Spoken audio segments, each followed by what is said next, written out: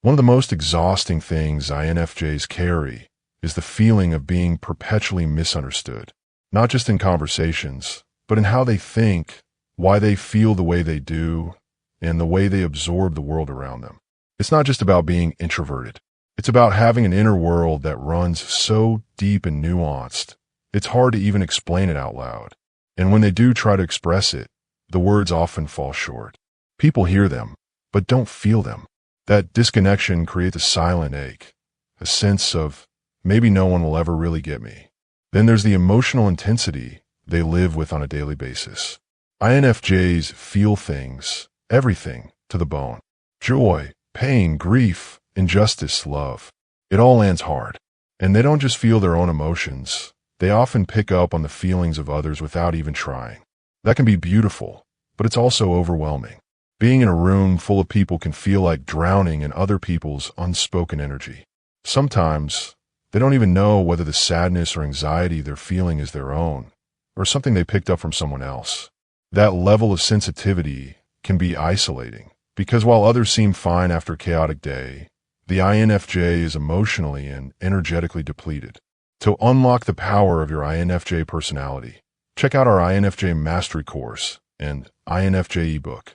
The links are in the description of this video. INFJs also struggle with constant inner conflict. On one hand, they want deep, meaningful relationships. They crave that rare kind of closeness where two souls just see each other. But on the other hand, they fiercely protect their solitude because they know how fragile their energy can be. So they're stuck in this painful middle, longing for people but needing space. They want to be known, but fear being overwhelmed. And this push-pull can make them withdraw, sometimes even for people they love. Another thing INFJs rarely talk about is the pressure they put on themselves. They have a powerful vision of what life could be, how people could treat each other, how much healing is possible, how systems could be rebuilt with compassion. But the world doesn't work that way, and that gap between the ideal and the reality creates a kind of existential grief. They see so much potential, but often feel powerless to bring it to life. And because they hold themselves to such high internal standards, they can feel like they're constantly falling short, even when they're doing more than most people around them.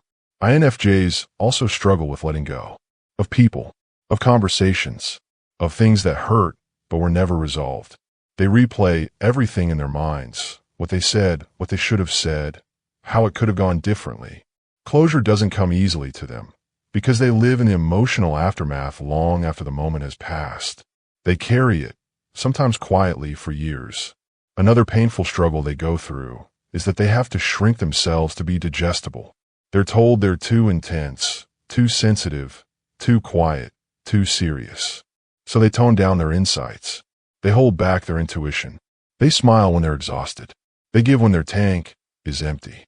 Because somewhere along the way, they learn that being fully themselves might be too much for most people to handle. One of the hardest things about being an INFJ is feeling split. Like you're constantly walking the line between being present for others and being present for yourself. You care so deeply. People feel safe with you. They come to you with their stories, their fears, their emotional messes, because somehow they just know you'll listen without judgment. And you do. You listen. You absorb. But afterward, you're left carrying pieces of their weight long after the conversation ends. And then you wonder, who holds space for me? That's the quiet ache that follows you. The paradox of being so emotionally available to others, yet rarely feeling fully supported yourself. There's also the pressure to do something meaningful with your life. Not just something successful or impressive, but something deeply aligned. INFJs often feel like they were put on this planet for a reason.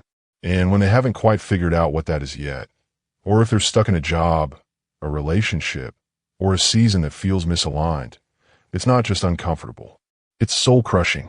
It's that sensation of floating, of existing in the in-between, waiting for the clarity to arrive so they can step into the life they were meant to live.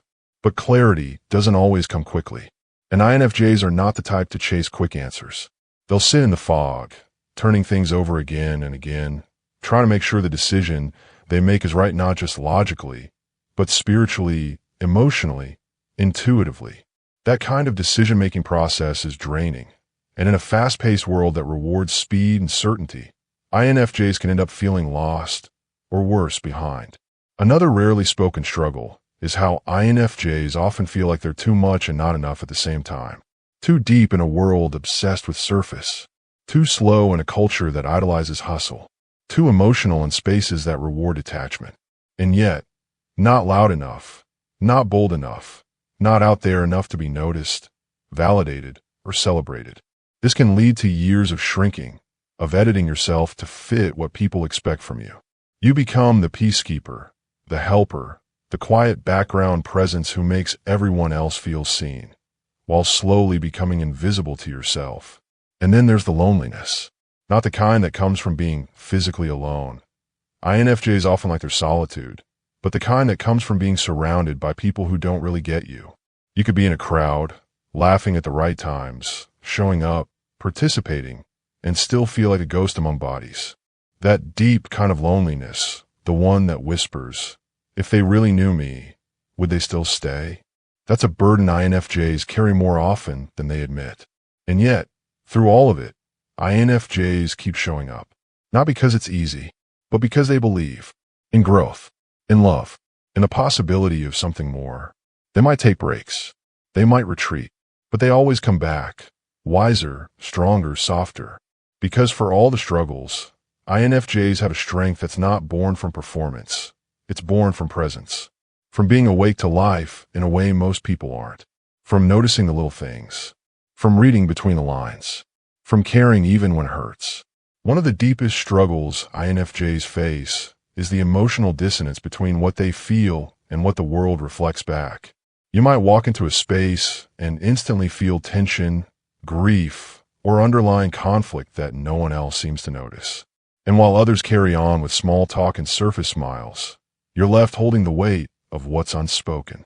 That disconnect between the emotional reality you sense and the reality people are willing to admit creates an inner world that often feels unreachable to others. So you keep it inside. You analyze it. You journal through it. You try to make sense of it without burdening anyone else. And even though you're the first person others turn to when they're lost or hurting, you often process your hardest moments alone. Not because no one cares, but because you instinctively protect others from your depth. You don't want to overwhelm them with what you carry. You've done it for so long, it's almost automatic. There's also this constant battle between logic and intuition. INFJs know things, deep things, unexplainable things. They feel when something's off, even before the facts line up. But they've often been conditioned to doubt that knowing, to silence it, to defer to proof or external validation. So they live with this tension, trusting their gut while trying to rationalize it in a world that values linear thinking over inner wisdom. It's exhausting, honestly. And then there's the challenge of ambition. INFJs have this quiet fire. They want to do something meaningful. They want to build something real. But they also want peace, stillness, simplicity. So while the world tells them to go bigger, scale, push harder, their soul whispers, stay close to what matters. That conflict can leave them frozen, because neither path feels fully right, and choosing between them can feel like self-betrayal. Friendships are another path that's often difficult for INFJs to navigate. Most of the world is built for casual connections, but INFJs crave depth, the kind of soul bond where you can sit in silence and still feel seen. So when conversations stay shallow for too long, INFJs begin to drift. It's not arrogance. It's not coldness.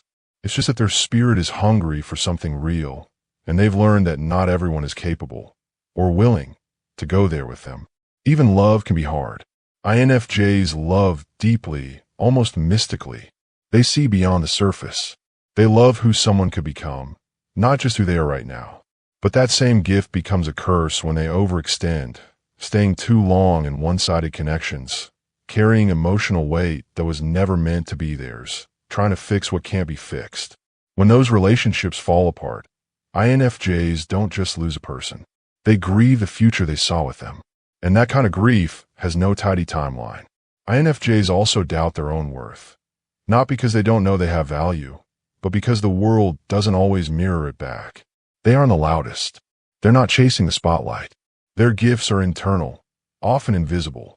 So while others are being applauded for doing more, INFJs are quietly sustaining, supporting, healing, without fanfare, and often without thanks. But here's the thing. Despite the depth of their struggle, INFJs don't become bitter. If anything, they become more tender, more discerning, more faithful to their truth. They learn to stop seeking approval and start honoring their own rhythm. And when that shift happens, their power becomes undeniable. They move with intention. They speak with purpose. They create not to impress, but to uplift. And the same sensitivity that once felt like a burden becomes a finely tuned instrument of connection, wisdom, and intuition. So yes, the struggles of the INFJ are real. They are heavy. They are unseen. But within every one of those struggles is a seed of strength, of clarity, of quiet brilliance that was never meant to fit in, because it was meant to lead from within. There's a kind of ache INFJs carry that's difficult to explain. It's the ache of feeling everything, all the time, of walking through life with your emotional senses wide open, catching subtleties no one else sees. It's hearing the slight shift in someone's tone and knowing they're not okay, even when they say they are. It's noticing when the energy in the room changes, even if no one says a word.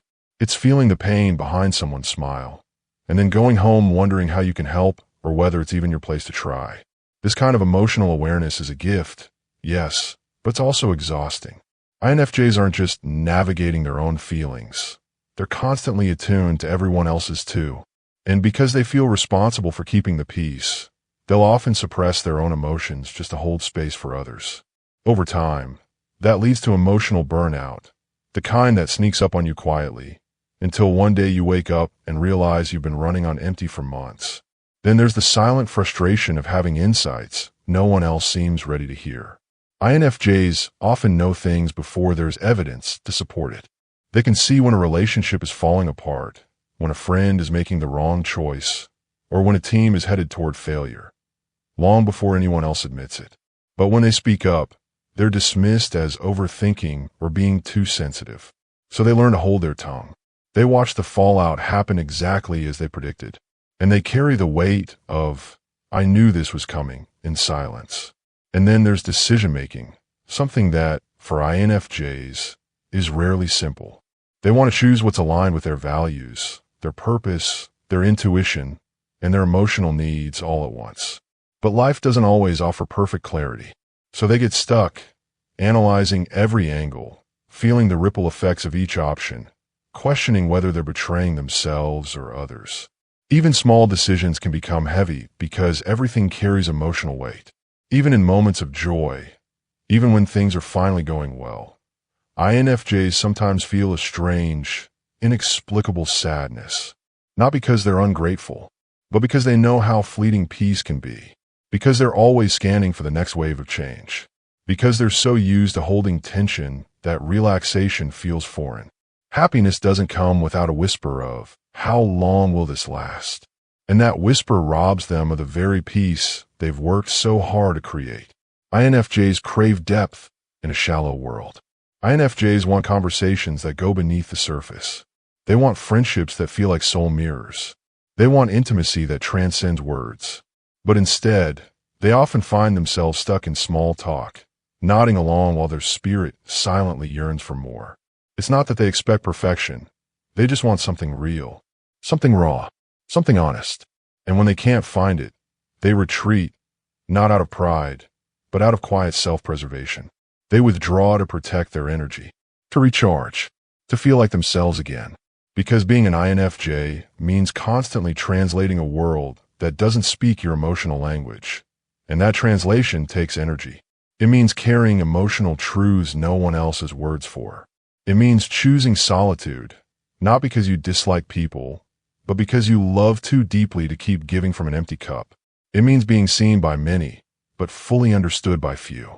To unlock the power of your INFJ personality, check out our INFJ Mastery course and INFJ ebook. The links are in the description of this video.